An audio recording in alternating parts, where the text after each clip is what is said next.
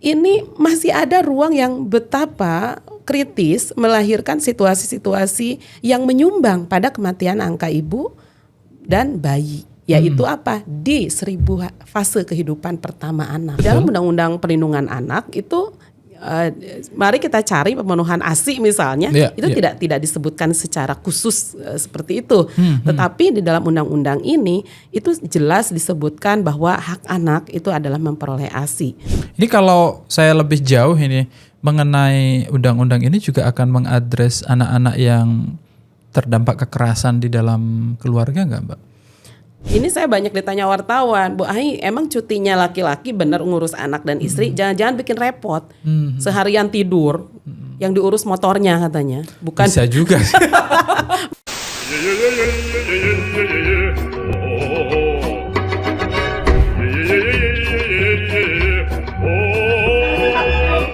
Assalamualaikum warahmatullahi wabarakatuh. Jumpa lagi dengan saya Ahmad Rozali di dalam acara Peci dan Kopi. Apa kabar semuanya? Kita akan berbincang sesuatu yang sedang hangat mengenai Undang-Undang Kesejahteraan Ibu dan Anak bersama Ketua KPAI Teh Ai Mariyati. Apa kabar Teh? Baik, alhamdulillah sehat. Terima kasih sudah hadir. Ya, sama-sama. Ini ada yang hangat kayaknya ini dalam perundang-undangan kita. Undang-undang tentang kesejahteraan ibu dan anak. Iya, betul sekali. Salah satu yang dorong ini aktor utamanya KPAI. Betul, kami dalam beberapa waktu kita lihat sering bolak-balik ke DPR juga ya Teh ya. Ya, karena RDP kan bagian ya. Ya, betul. Ini kok sama komisi berapa Teh? 8 ya. Iya, sama komisi 8. Nah, sekarang ini barang udah jadi nih. Sudah jadi. Alhamdulillah, perjuangan berbuah hasil akhirnya ya. Jadi ini buat teman-teman aktivis itu begitu. Sudah pada akhirnya kalau berhasil bisa membuat kebijakan. Wah, itu yang penting. Nah, ngomong-ngomong mengenai undang-undang ini, dia akan berbicara mengenai kesejahteraan ibu dan anak. Di antaranya yang diadres adalah isu stunting ya Teh ya. Stunting, terus yang di sektor ibunya adalah pemenuhan kesejahteraan perempuan pekerja. Ini yang ramai sekali, yang sempat terjadi perdebatan juga di kalangan masyarakat. Terus kita akan membincang itu mengenai pemenuhan hak anak, termasuk juga kasus-kasus yang menjadi latar belakang misalnya. Yang latar belakang, kenapa sih ini sampai lahir, dorongannya apa? Nah gitu-gitu. Nah sekarang bisa diceritain nggak Teh, ini mengenai apa saja undang-undang yang kita sedang bicarakan itu? Ya, terima kasih. Jadi saya disuruh bercerita 8 bab 46 pasal gitu. Oke. Poin-poinnya misalnya mengenai pemenuhan hak anak, terus yang rame itu kan kemarin tentang kesejahteraan perempuan pekerja termasuk cutinya itu kan. Betul. Ya, tentu ini adalah undang-undang yang diinisiasi ya oleh DPR. Kemudian kami juga karena pengawas dari pemerintah terkait perlindungan anak itu turut memberi masukan usulan sesuai dengan tugas dan fungsi KPAI, dan ternyata ini disambut ya oleh berbagai pihak gitu, termasuk leading sektornya Kementerian Pemberdayaan Perempuan dan Perlindungan Anak melihat bahwa ada kekosongan hukum yang harus secara serius kita proyeksi ke depan untuk menjemput Indonesia Emas ini, yaitu di kurun waktu 1000 hari pertama anak di dalam baik itu kandungan ya maupun mulai dalam kelahiran. Kandungan, ya. Nah, tentu saja ini menjadi tantangan karena relate dengan apa yang menjadi persoalan kita, Mas Rozali. Misalnya angka kematian ibu, kita masih terbayang ya di berbagai Nusantara ini yang tidak terfasilitasi fasilitas kesehatan, lalu peristiwa ibu meninggal dikarenakan darah rendah. Kemudian mereka yang belum paham soal gizi, kecakapan gizi dan lain sebagainya, kecukupan dan kecakapannya dan lain-lain. Ini sebelum bicara stunting ya. Selain itu angka kematian bayi. Nah ini juga masih tinggi gitu ya. Kalau angka kematian ibu itu kita masih di 305 per 100 ribu. Angka kematian bayi ini masih di 24 per 100 ribu. Artinya ini masih membayangi gitu ya. Iya. Sementara kita ingin menekannya, mungkin targetnya juga ya satu kehidupan itu sangat besar, tetapi negara sudah punya target di 2024 itu di 16/100. Ini masih jauh. 16/100.000. Sementara kita masih di angka 24. Ini kan 2 kali lipatnya ya masih. Betul. Nah, untuk kematian bayi, gimana ini gitu? Ini problem yang harus diselesaikan. Kemudian langkah-langkah kritis yang dilakukan sudah. Nah, berikutnya stunting. Betul. Setelah Ini, lahir, setelah di dalam kandungan. Artinya stunting ini holistik ya, baik dia dari mulai perencanaan perkawinannya, lalu dinyatakan hamil gitu ya, dan kemudian bagaimana dia mengurus kehamilan itu hingga lahir dan kemudian di masa yang akan datang anak tersebut. Ini yang kemudian salah satu mungkin stunting ini menjawab bagaimana ini bisa diselamatkan nih melalui pendekatan stunting. Ternyata gitu, tidak bisa semua hal bahasa Jawanya gubyah uyah ya. Nah, semua digarap ke situ untuk output tadi Indonesia emas, SDM unggul. Maka salah satu langkah stunting berjalan secara holistik, tetapi ada bagian-bagian khusus yang itu harus dioptimalkan, kenali persoalannya gitu ya, dan kemudian juga penyelesaiannya. Betul. Nah, dan itu beda-beda di tiap case ya. Iya. Sejak awal saya bilang ini persoalan anak itu 18 tahun ke bawah termasuk dalam kandungan kan gitu. Nggak bisa kita membatasi di usia balita, di usia misalnya 12 tahun gitu ya. Nggak bisa, tapi harus seluruhnya. Nah, tetapi pada level yang dukungan stunting ini kan anak seluruhnya ya. Tidak diparsialkan tadi. Ini masih ada ruang yang betapa kritis melahirkan situasi-situasi yang menyumbang pada kematian angka ibu dan bayi. Yaitu di 1000 fase kehidupan pertama anak. Ini yang kemudian kami lihat konsultasi ya dengan Kementerian Kesehatan, Kementerian Sosial ya, Kemen PPA, di dalamnya BKKBN, yang ini tersuplainya juga bukan hanya ketika sudah melangsungkan perkawinan, tetapi siapa yang menikah, yaitu anak-anak di usia perkawinan usia anak. Ini juga sangat menyumbang situasi yang rapuh yang ada di Indonesia hari ini. Nah, untuk itu negosiasi usia inilah gitu ya pada akhirnya menunjukkan bahwa kekhususan ini sangat kontekstual, konstruksi dengan bangunan stunting gitu yang memang hari ini sangat komprehensif itu. Nah, sehingga Mas Rejali, undang-undang ini memang di satu sisi memiliki aspek ya determinan ya, pembatasan yang konstruktif, tetapi di sisi lain berdampak secara universal dan komprehensif. Ini yang saya melihat bahwa kenapa hitungannya dari mulai 1000 hari kelahiran gitu ya, dan juga perencanaan perkawinan ini karena ingin menunjukkan bahwa komitmen di 2 tahun pertama anak-anak kita yang setidak-tidaknya yang harus diberikan dukungan oleh negara, pemerintah pusat dan daerah ya di dalamnya, dan juga bagaimana proyeksi berbagai kementerian ini untuk bisa mendukung baik itu target capaian menekan angka kematian, juga keberhasilan program yang sudah dijalankan pemerintah, baik itu stunting dan juga pemenuhan hak anak. Dan di level berikutnya mereka adalah kelompok yang signifikan potensial menjadi penyuplai atas Indonesia emas ke depan. Betul. Ngomong-ngomong soal stunting, ini kita kalau nggak salah 2023 itu 1 dari 4 anak yang lahir itu stunting. Angkanya segitu. Jadi itu besar sekali karena gimana ya? Karena anak stunting itu kan dia secara intelektual dia tidak maksimal, terus pertumbuhan fisiknya kurang maksimal, lalu juga ciri-cirinya biasanya pendek ya, makanya pertumbuhan fisiknya itu tidak setinggi rata-rata orang yang tidak stunting, dan Indonesia angkanya juga cukup tinggi. Saya tahu karena pernah bekerja di sektor stunting sebentar. Dan itu memang lintas kementerian ya Mbak yang mengerjakan itu. Nah nanti dengan adanya undang-undang ini diharapkan berarti lebih masif gitu ya? Betul, karena kalau undang-undang ini kan menyasarnya kesejahteraan. Artinya kesejahteraan itu bukan cuma dilihat dari sisi kesehatan gitu ya. Tapi kesejahteraan ini bagaimana situasi dan kondisi fisiknya, psikologisnya gitu ya, kemudian spiritualnya gitu.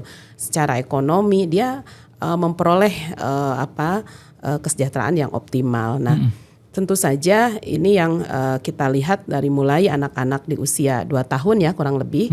Ini sudah kita proyeksikan untuk mendapatkan itu semua. Sementara sisi kritisnya adalah di Indonesia sejalan dengan mainstreaming gender ya, kemudian bagaimana optimalisasi perempuan supaya mandiri, pemberdayaan di aspek bekerja misalnya, dan dia bisa berpartisipasi secara publik. Ini menjadi PR juga gitu, karena masih banyak kendala. Di antaranya mungkin sebagian dunia usaha sudah memberi ruang yang cukup kepada perempuan pekerja, baik itu cuti karena maternalnya ya, dia dari mulai menikah misalnya, kemudian hamil lalu melahirkan dan lain sebagainya. Ada yang masih belum memiliki perspektif yang cukup.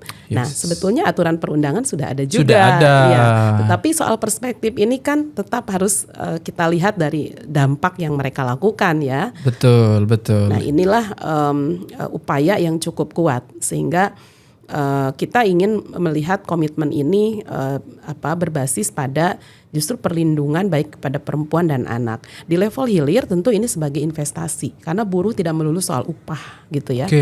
Pekerja tidak melulu soal upah, tapi kecukupan hidup bagi mereka, kelayakan hidup bagi mereka adalah ketika dirinya dan anaknya bisa hidup, tumbuh dan besar ya secara kontinu, secara ke depannya lebih sejahtera. Betul. Ini yang disebut pertumbuhan, ini yang disebut dengan kehidupan yang bisa menuju, saya bilang menuju pada kesejahteraan yang diharapkan dari setiap keluarga Indonesia. Oke, menarik sekali. Itu baru dari aspek stuntingnya yang kita tekankan itu Mbak ya. Kalau masalah seperti misalnya anak yang mendapat kekerasan gitu-gitu, itu juga teradres nggak Mbak di? Iya, karena ini kan 2 tahun ya ke bawah. Sementara situasi kekerasan di Indonesia, terutama penelantaran bayi, kemudian mereka keluarga yang tidak tercatat, misalnya menunjukkan mereka dari mulai penelantaran sampai aspek eksploitasi, misalnya adopsi ilegal ya, itu tercatat di KPAI sangat tinggi. Kemudian istilah penitipan bayi, mohon maaf, mungkin bagi sebagian masyarakat itu sudah punya sistemnya. Tetapi ada sebagian masyarakat lagi yang ya menitipkan tapi mengadopsi, tapi itu secara budaya seolah dibenarkan ya. Lalu sudah besar diambil lagi, terjadi misalnya konflik dan lain sebagainya. Itu saya kira di masyarakat terutama di pedesaan ya, mohon maaf, ini masih sangat marak gitu. Jadi yang penting dititip aja di saudara, dia kerja kemana gitu, seolah-olah dia dapat ongkos tuh udah selesai, tapi besoknya diambil lagi. Wah, bisa pertarungan pertumpahan darah itu Mas Rajali, ketika sudah besar diambil lagi. Nah, hal-hal yang bersifat seperti ini yang tidak diharapkan, sehingga semua pelindungan khusus anak juga menjadi salah satu komitmen dari Undang-Undang KIA gitu ya. Tentu kita harus lebih melihatnya adalah pemenuhan hak dasarnya. Ya, betul. Dalam Undang-Undang Perlindungan Anak itu mari kita cari pemenuhan ASI misalnya, itu tidak disebutkan secara khusus seperti itu. Tetapi di dalam undang-undang ini itu jelas disebutkan bahwa hak anak itu adalah memperoleh ASI. Ya, setidak-tidaknya secara eksklusif dan 2 tahun secara optimal. Nah, ini yang menurut saya kita satu tingkat gitu lebih progresif, mengikat berbagai pihak untuk berupaya bahwa hak anak ini diperoleh. Ini yang disebut dengan kesejahteraan berbasis pada pemenuhan hak dasar dia. Nah, termasuk bagaimana upaya ibu. Ibu sebetulnya bukan hanya soal keinginan memberikan ASI eksklusif itu, tapi kadang-kadang terbengkalai tidak mampu melakukan itu karena situasi kesehatannya, tidak ada sarana prasarana misalnya di tempat kerjanya gitu ya, dan bahkan perspektif jauh dari dukungan untuk orang ini memberikan haknya. Ini kan hak ya, ya. bukan sebatas kewajiban. Kalau kewajiban kan seolah-olah yang tidak memberi ASI malah melawan hukum gitu ya. Tapi ini hak seseorang untuk memberikan ASI. Artinya yang mendukung itu seperti ruang laktasi dan seterusnya. Ojeknya bisa mengirim kulkasnya untuk nyimpen. Sarana prasarana ini yang harus. Dan kemudian upaya-upaya bagaimana kalau ibunya tidak bisa secara kesehatan misalnya. Ada disebut dengan donor ASI, Mas. Nah, donor ASI ini juga jangan berbenturan dengan agama kan tentu ya. Sebagaimana pesusuan itu kan kalau di dalam Islam tentu tidak boleh dikawinkan. Sementara kalau ini donor dari mana ini dan segala macam. Ini yang harus selaras dengan aturan keagamaan, juga ada undang-undang kesehatan gitu. Nah, di sisi lain, apakah seorang ibu dalam undang-undang ini hanya yang menjalankan fungsi maternal tadi? Apakah dia kalau tidak hamil, tidak melahirkan tapi punya anak masuk tidak? Itu juga catatan kritis kami gitu. Karena kan 1000 hari anak ini kan bukan soal dia dilahirkannya oleh ibu ini misalnya, tapi kan ada juga yang mungkin dia mengadopsi dapat bayi lalu sudah dijalankanlah fungsi-fungsi status ibu ini. Saya memberi catatan itu sih terhadap undang-undang ini sehingga juga harus relevan bagi mereka yang memiliki gitu ya kuasa asuh atas anak yang sedang dibesarkan, dirawat dan mendapatkan manfaat dari aturan ini. Ini kalau saya lebih jauh ini mengenai undang-undang ini juga akan mengadres anak-anak yang terdampak kekerasan di dalam keluarga nggak, Mbak? Kekerasan seksual apa gitu kan banyak sekali. Kebanyakan kan dampak kekerasan seksual atau dalam tanda petik kehamilan yang tidak diinginkan. Di antaranya itu tuh anak ini tidak mendapat tidak tercatat ya dan rentan sekali tidak mendapatkan hak akte misalnya paling dasar. Lalu hak mereka BPJS-nya misalnya terus hak pendidikan kadang-kadang sulit gitu. Pada fase tertentu mereka mau daftar pendidikan tapi nggak punya akte, nggak punya kakak, itu kan sangat menghambat bagi seseorang ya, bagi seorang anak. Nah, ini yang mengikat dalam ruang lingkup Undang-Undang KIA. Salah satunya selain pemenuhan gizi adalah pencatatan akte, gitu ya. Ini sebetulnya sudah dilakukan oleh Disduk Capil ya kalau di daerah dan segala macam. Tetapi ya itu gitu selalu di masyarakat tertentu di ruang lingkup perkawinan yang tidak tercatat atau kehamilan tidak diinginkan, boro-boro orang tua atau siapapun ya menjadi walinya mau mencatatkan, dia yang ada ingin menutupi dan lain sebagainya. Betul. Nah, dengan hadirnya undang-undang ini bisa semakin memberi awareness akan pentingnya pencatatan akte lahir gitu ya, kemudian mencegah itu situasi itu terjadi. Dan kemudian ya memberi dukungan gitu ya. Selain hak-hak tersebut juga bagaimana pemenuhan gizi tadi stunting misalnya, strategi makro di Indonesia.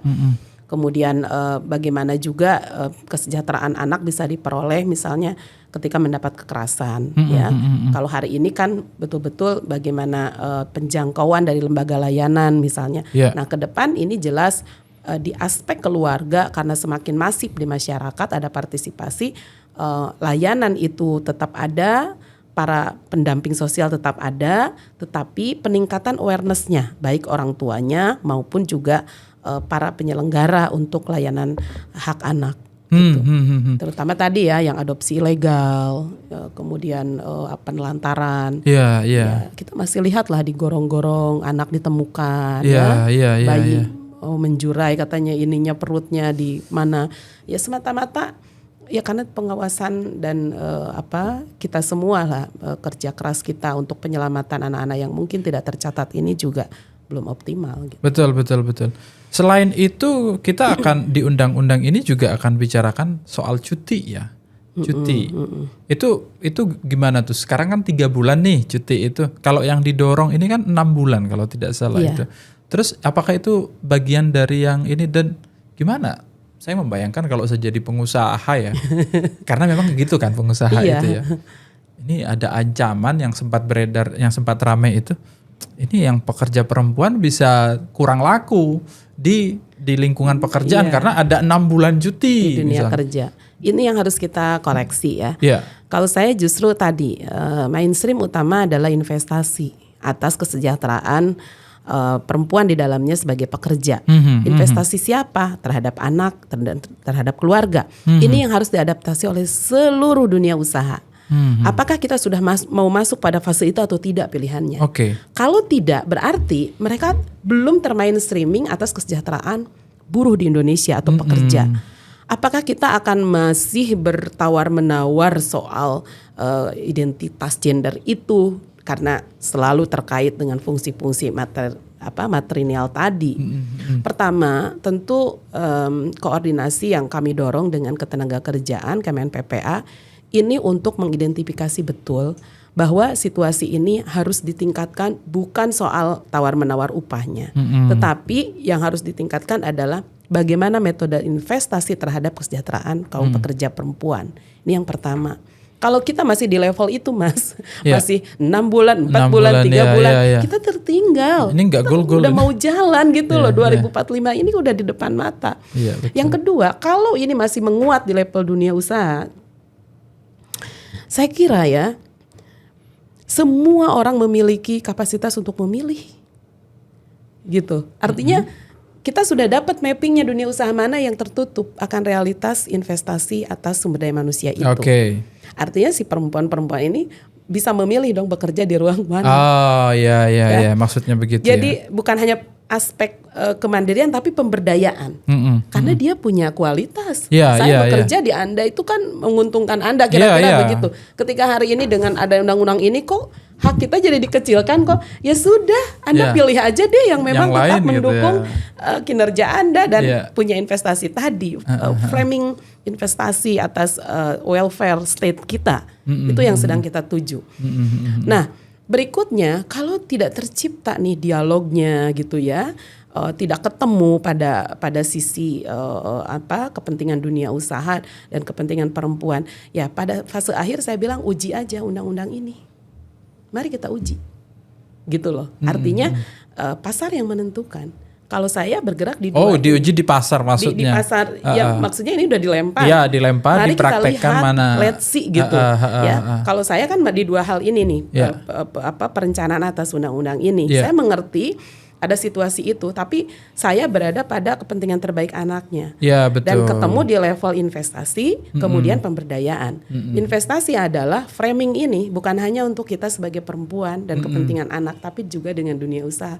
Bayangkan dunia usaha akan mendapat keuntungan berlipat ketika seorang pekerja sejahtera, Mas. Betul. Dia tidak terganggu dengan urusan ASI, penitipan anak, kerja dia lebih ningkat loh. Dia mikirinnya mau kuliah lagi. Pekerjaan dia yang awalnya mungkin hanya bisa berapa titik untuk perusahaan bisa jadi berapa puluh titik. Betul. Mari kita andaikan ke situ gitu loh maksud saya. Jadi ini kita bicara pekerjaan dengan durasi kerja yang puluhan tahun ya. Bukan yang hari ini 3 bulan putus kontrak, 3 bulan 6 bulan putus kontrak gitu. Dan itu kan turnover yang tinggi untuk perusahaan nggak baik juga sebenarnya. Kalau artinya menurut persepsinya, kalau misalnya fasilitas kebutuhannya disiapkan, dia akan stay di situ dengan iklim kerja mood yang baik. Karena dia nggak perlu untuk nyiapin harus nyari kulkas sendiri, nggak ada ruang laktasinya gitu-gitu. Sangat mendukung. Itu yang harus kita lihat di berbagai negara maju. Mohon maaf ya, mungkin perbandingan kita ada di Korea Selatan, bahkan negara berkembang yang sudah maju seperti India juga menempatkan itu. Dan dialog atas kepentingan para pekerja, kemudian dengan dunia usaha ya untuk sistem material itu sudah terbangun. Jadi bukan hanya monolitik urusannya upah, tapi sudah terbangun institusional family system untuk kesejahteraan mereka dan juga kesejahteraan di ranah dunia usaha. Menarik kan? Ini yang harus kita kejar gitu loh. Saya pikir ini yang kemudian akan membantu Indonesia keluar dari zona hari ini yang titik produksinya itu mungkin di antara negara-negara berkembang ya masih rendah gitu. Kalaupun meningkat sedikit berkembang gitu dipandangnya, ini akan menjadi maju. Karena bisa dibayangkan, belum lagi saya bicara partisipasi masyarakat ya. Nah itu yang mau saya bahas ini, partisipasi masyarakat. Per zona masyarakat. rumah itu nanti ada penitipan daycare. Per zona rumah. Mas, satu RT ada berapa RT kakak? deh ya. Se-RT terlalu besar deh. Misalnya RT dibagi 2 gitu, ya kan, zona terdekat. Ini akan terbangun sistem kita untuk menjaga anak-anak yang orang tuanya bekerja. Wah, itu enak banget itu. Iya. Sebagai pekerja. Mohon maaf nih, suami kadang-kadang kontrol ke istri ya. Ini beberapa case yang tidak pukul rata. Itu kalau sudah punya itu, suami tuh bisa lihat sendiri, anakku sangat ini kok, sangat betah di tempat penitipan, sehingga kami pulang jam 4 sore, keluarga yang bekerja di masing-masing perusahaan menjemput anak, suasana bahagia, anaknya makan tetap sehari 3 kali. Iya, betul. Mari kita masuk zona Jadi yang dimaksud partisipasi masyarakat itu adalah diantaranya itu tadi. Keterlibatan. Iya. Kalau kayak partisipasi kelompok masyarakat kayak NU deh misalnya. Oke. Apa yang bisa diperankan di dalam konteks ini semua? Kesejahteraan yang dimaksud bukan hanya fisik, psikis, tapi spiritual. Okay. Ini undang-undang ini menyasar itu. Bahkan asasnya pun keimanan dan ketakwaan. Kenapa saya katakan demikian? Karena spirit yang dibangun dalam demografi di Indonesia itu bersumber dari mereka akan melangsungkan perkawinan, mereka tentu akan berkaitan dengan keagamaan yang mensupport kesejahteraan, kemaslahatan dalam keluarga. Kalau KIA ini kan ibu dan anak, unsur ibu-ibu kan kita punya Fatayat, Muslimat, terus yang lebih muda ada IPPNU, terus ada Kopri misalnya ya kan. Terus kemudian ada organisasi yang LKKNU, terus ada sekarang GKMNU, Gerakan Keluarga Maslahat. Ini saya kira menjadi bagian yang tak terpisahkan. Iya, karena tentu kalau bicara keluarga ya, di dalamnya kenapa disorotinya ibu dan anak di dalam kesejahteraan di undang-undang ini yang menjadi aktor di dalam memastikan situasi kesejahteraan itu. Walaupun disclaimer Mbak ya, walaupun di urusan keluarga bapak-bapak juga wajib itu, bukan tadi maksudnya saya sebutkan yang perempuan makanya itu. Ada cuti juga untuk bapak. Ini saya banyak ditanya wartawan, Bu Ai, emang cutinya laki-laki benar ngurus anak dan istri, jangan-jangan bikin repot. Seharian tidur, yang diurus motornya katanya, bukan bisa juga. bukan ngurus ibu dan bayinya. Makanya diatur ada 3 hari, 7 hari. Nah 3 hari yang situasi normal, tapi yang 7 hari dan seterusnya itu laki-laki yang kedapatan ada keterangan istrinya misalnya dalam situasi yang sakit gitu ya, atau ada keterangan medis lainnya. Iya betul. Itu saya kira sudah cukup baik gitu diatur, dan di sini terlihat ada parental system ya, bukan hanya maternal system tadi, aspek hubungan dengan anaknya dengan orang tuanya itu juga sangat kental di dalam undang-undang ini, Mas Ghazali. Jadi ini juga memberikan cuti juga untuk bapak-bapak juga ya, Mbak, ada ya? diantaranya. Nah, gitu dong. Ini kemarin 2 kali susah juga saya Mbak, mau cuti gitu kan, ya kasihan kan akhirnya kan sama istri juga itu. Terus ya karena undang-undangnya tidak membolehkan, cuma karena kantornya baik ya dibolehin kalau ada apa-apa kerja dari rumah. Ya kan akhirnya jadi kayak charity, kalau baik oke, kalau enggak ya gimana. Nah, kalau dapat yang kerja enggak baik kan repot. Nah, ini yang upaya negara ya bisa memberikan dukungan pada situasi. Oke, iya. Ini semuanya konteksnya dalam rangka membangun peradaban yang bagus, yang lebih dekat itu, yang lebih ditargetkan kan Indonesia Emas 2045. Tantangan Indonesia Emas itu kan menyiapkan kader-kader terbaiknya, lahirnya nggak stunting, sehat, terus kemudian pada fase selanjutnya itu ada keluarganya yang lebih siap untuk menerima, perkawinannya direncanakan, kehamilannya direncanakan, pendidikannya direncanakan, ke situ ya Mbak ya. Ya. Makanya si bapaknya juga dikasih cuti, ibunya ada cuti juga, dan ini memang sektor usahanya sih yang agak yang agak challenging ya. Ya. Tantangan betul, kita. Tantangannya betul. Saya tidak menutup mata ya. Artinya kami pun menyadari apakah kesiapan ini juga didukung oleh dunia usaha. Di dalam Undang-Undang Perlindungan Anak jelas bahwa bukan hanya pemerintah daerah ya, tetapi juga aktor dari perlindungan anak itu adalah dunia usaha. Nah, dunia usaha yang seperti apa ya di dalam Undang-Undang Perlindungan Anak kan masih terbatas yang memiliki perspektif ya, yang memiliki produknya tidak berbahaya buat anak gitu, dan memberikan dukungan sosial seperti CSR. Saya kira itu sangat terbatas. Nah, hari ini dukungan itu dalam bentuk komitmen, investasi bersama dengan keluarga yang akan menjadi pekerjanya. Ini tentu hal yang sangat besar ya, manfaat bagi kedua belah pihak, tetapi memang perlu tadi menjawab gitu loh tantangan-tantangan di depan. Dan perusahaannya juga yang seperti apa. Nah, ini ada juga sih ukuran-ukuran standar ya. Misalnya yang memiliki pekerja lebih dari 50 orang gitu ya, dan lain-lain. Jadi tidak dipukul rata juga, Mas Rejali. Nah, ini akan diterangkan nanti melalui RPP ya. Ada rancangan peraturan pemerintahnya, ada perpresnya gitu, yang tentu saja akan lebih merinci sebetulnya target grup, target sasaran itu siapa yang sangat relevan dalam aturan perundangan ini. Karena itu akan sangat membantu operasional. Oke, menarik sekali ya. Tentu ini adalah bagian dari upaya-upaya memperbaiki keadaan ya Mbak ya ke depannya, dan saya kira dunia usaha juga pasti ada tanggapan-tanggapan. Ini misalnya kayak Apindo juga responnya juga positif, walaupun pada akhirnya ketika dia harus bayar selama cuti 75% selama 6 bulan itu juga aduh gimana ya gitu kira-kira ya. Cuma memang dalam program stunting partisipasi kelompok usaha juga cukup kuat ya sebenarnya ya, karena dia juga nggak mau dong di mana dia usaha itu juga negara dia kan, dia pengen warganya itu lebih bagus, kondisinya lebih oke. Dia pengen situasi lebih membaik. Ya nanti dia dapat pekerja yang bagus gitu-gitu kan ya, dan seterusnya. Siapa sih yang nggak mau negaranya lebih bagus? Oke Mbak, hal yang terakhir yang ingin disampaikan dalam kesempatan ini terkait dengan terutama kaitannya dengan undang-undang ini apa Mbak kira-kira? Ya, pertama ini adalah bentuk komitmen pemerintah ya. Di dalamnya akan mengikat berbagai kementerian lembaga, bukan hanya Kementerian Pemberdayaan Perempuan dan Perlindungan Anak. Di aspek gizi misalnya pemenuhan haknya itu pasti leading sektornya Kemenkes. Kemudian untuk pemenuhan ASI misalnya juga Kemenkes. Lalu bagaimana aspek-aspek perencanaan yang tadi ya dalam perkawinannya, pelaksanaan terjadi perlindungan dan pemenuhan hak di ibu dalam perencanaan hamil, melahirkan dan kemudian menjalankan cuti, itu juga Kemenaker pasti akan terlibat di dalamnya.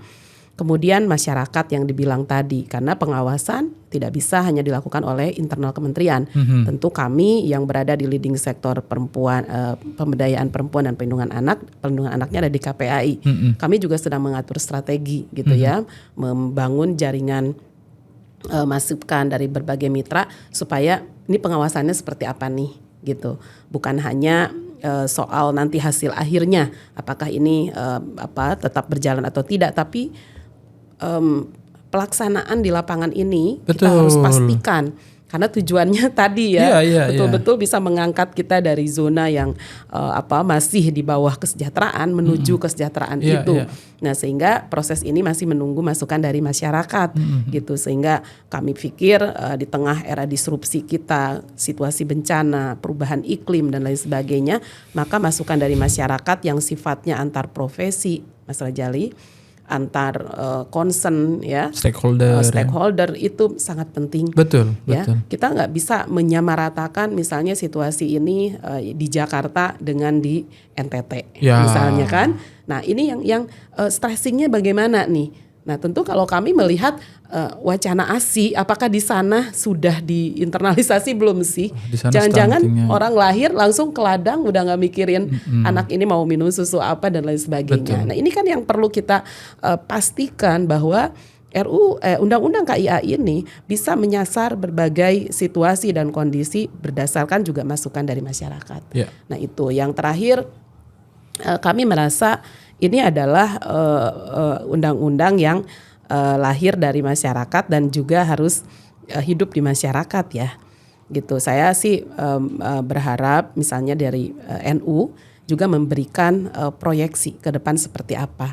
Kalau memang sejauh ini NU sudah menjadi masyarakat terdidik soal eksklusif ASI, maka itu yang kami butuhkan role model untuk bisa menyasar lingkungan keluarga dan sosial masyarakat manapun, ya kan? Tentu ini pendekatannya hampir sama sebetulnya dengan stunting, di mana berbagai pihak yang dilibatkan, tetapi output kesejahteraannya itu betul-betul spesifik, di mana usia 2 tahun ini anak Indonesia 100% ASI eksklusif. Saya membayangkan demikian, ya.